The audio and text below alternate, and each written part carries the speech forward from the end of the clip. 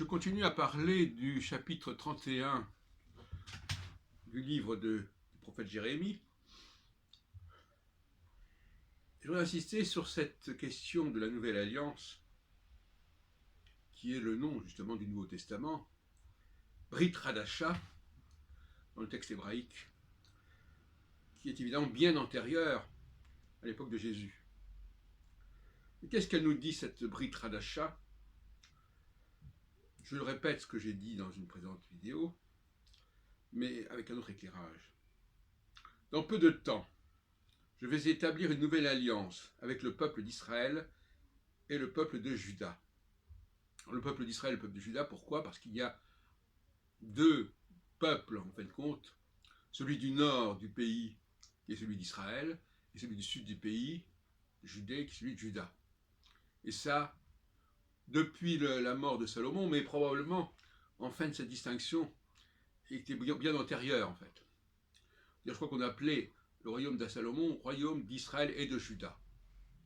Donc quand ils se sont séparés, c'est un peu comme la Tchécoslovaquie, il y a eu la Tchéquie et la Slovaquie.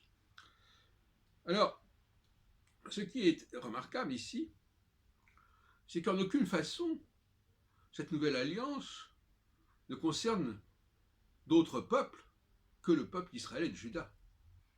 Donc les païens, les non-juifs, les non-israélites, sont exclus complètement, sont extérieurs à cette alliance. Et c'est là que le bas blesse, puisque pour les chrétiens, cette nouvelle alliance est censée ouvrir à des peuples qui ne sont pas juifs. C'est absolument pas ce qui est dit dans Jérémie 31. Au contraire, il est renforcé cette idée d'une alliance entre le Dieu d'Israël et de Juda, et cette alliance, elle est réitérée, mais elle va fonctionner autrement. Et c'est là que Jésus, effectivement, est dans cette logique-là. Mais Jésus, je ne parle pas des chrétiens, je dis Jésus, parce qu'effectivement, il est dit qu'il ne s'agira plus de se convertir à quoi que ce soit. Il ne s'agira plus d'accepter telle et telle loi. Ce sera quelque chose qui sera gravé dans le cœur, c'est-à-dire dans le subconscient des Juifs et des Israélites. Donc, au contraire, on est très loin d'une politique de conversion qui pourrait être liée à une adhésion à je ne sais quel texte ou à je ne sais quelle pratique officiellement instaurée.